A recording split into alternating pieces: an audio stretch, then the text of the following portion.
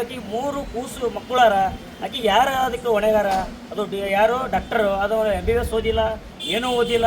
ಅವ ಏನು ಮಾಡತ್ತಂದ್ರೆ ದವಾಖಾನೆ ಏನು ಮಾಡ ಮನ್ಯಾಗ ದವಾಖಾನೆ ಇಟ್ಟಾನ. ಅದು ಏನದ ದವಾಖಾನೆ ಇಟ್ಟಿದ ಮ್ಯಾಕೆ ಏನಪ್ಪ ಅಂದ್ರೆ ಅವ ಅಲ್ಲಿ ಕೂಡಲೇ ಅವ ಅಲ್ಲಿದ್ದು MBBS ಓದಿಲ್ಲ, ಏನೂ ಓದಿಲ್ಲ. ಅವ ಡಾಕ್ಟರ್ನೇ ಅಲ್ಲ, ಅಟೆಂಡ್ರನ, ಬರೀ ಕೈ ತಳಗೆ ಕೆಲಸ ಮಾಡ್ದವ. ಅವ ಹೆಂಗೆ ಡಾಕ್ಟರ್ ಆತಾನ?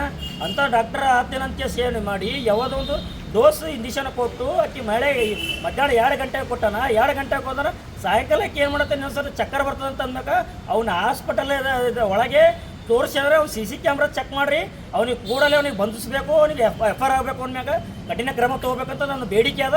ಅದು ಜೊತೆ ಏನಪ್ಪ ಅಂದ್ರೆ ಇವತ್ತು ಏನಂದ್ರೆ ಇವತ್ತು ಅಲ್ಲಿ ಮಹಿಳೆಯರು ಏನದ ಭಾಳ ಸಮಸ್ಯೆ ಅದ. ಊರಸ್ ಏನದ ನಮಗೆ ದೂರ ಬಂದಾಗ ನಾನು ಫೋನ್ ಹಚ್ಚಿದಾಗ ಸರ್ ಈ ಥರ ಆಗಿದಾಗ ಅಂದಾಗ ನಿನ್ನೆ 6 ತಾರೀಕು ಮಳೆ ಬಂದಿದೆ, ಭಾಳ ಜೋರಾಗಿ ಬಂದಾಗ ಅವನು ಏನು ಶವ ಏನೋ ಅವನು ಹಾಸ್ಪಿಟಲ್ ಎದುರುಗಡೆನೆ ಶವ ಇಟ್ಟಿದ್ದಾರೆ.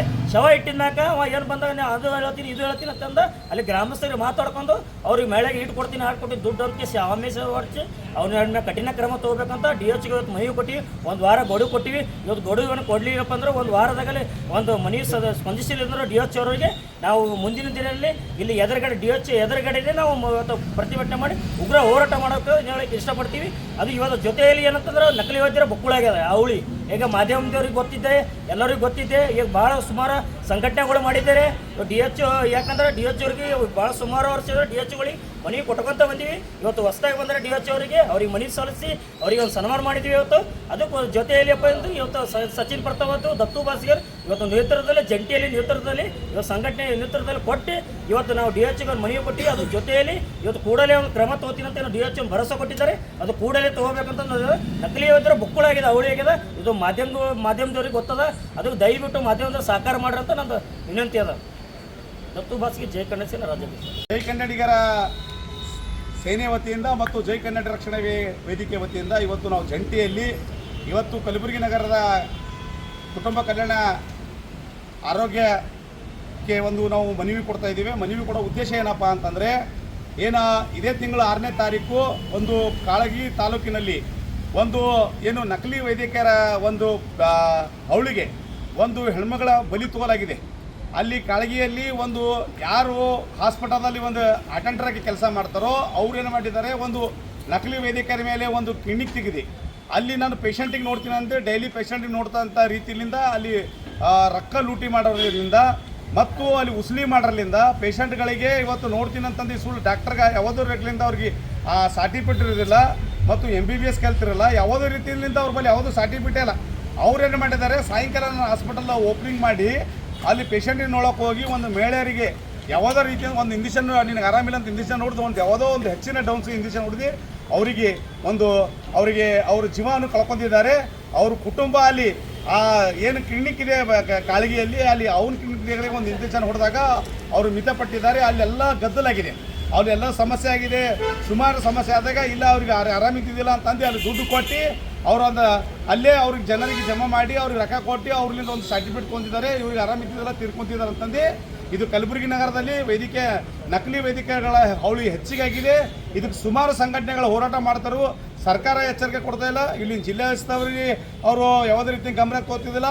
ಮತ್ತು ಇವತ್ತು ಏನು ನಮ್ಮ ಆರೋಗ್ಯ ವೇದಿಕೆ ಸದಸ್ಯರಾಗಲ್ಲ ಶರಣಪ್ರಕಾಶ್ ಪಾಟೀಲ್ ಅವರು ಯಾವುದೂ ಇವತ್ತು ಆ್ಯಕ್ಷನ್ ತೋರ್ತಾ ಇಲ್ಲ. ಇವತ್ತು ಕಲಬುರಗಿ ನಗರದಲ್ಲಿ ಇವತ್ತು DH ಅವರು ಹೊಸದಾಗಿ ನೇಮಕ ಆಗಿದ್ದಾರೆ. ಅವರಿಗೂ ಇವತ್ತು ನಾವು ಮನವಿ ಪತ್ರ ಕೊಳ್ಳಕ್ಕೆ ಬಂದಿದ್ದೇವೆ. ಎರಡೂ ಜಂಟಿಯಲ್ಲಿ ಸಂಘಟನೆಗಳು ನಾವು ವಿನಂತಿ ಮಾಡೋದೇನಂತಂದರೆ ನಕಲಿ ವೇದಿಕೆಗಳ ಹೌಳಿ ಹೆಚ್ಚಿಗಾಗಿದೆ. ನಿಮ್ಗೆ ಗೊತ್ತಿದೆ, ಇವತ್ತು ನಕಲಿ ವೇದಿಕೆಯರು ಯಾವುದೇ ರೀತಿ ಸರ್ಟಿಫಿಕೇಟ್ ಇಲ್ಲಾರದೆ ಇವತ್ತು ಸಾವಿರಾರು ರೂಪಾಯಿ ಗಳಿಸ್ತಾ ಇದ್ದಾರೆ. ಅವರು ಇವತ್ತು ಲಕ್ಷ ರೂಪಾಯಿ ಕೊಟ್ಟು MBBS ಕಲ್ತಿ MD ಕಲ್ತವ್ರು ಎಲ್ಲರೂ ಇವತ್ತು ಮನೆಗೆ ಕೂಡೋಂಥ ಪರಿಸ್ಥಿತಿ ಬಂದಿದೆ.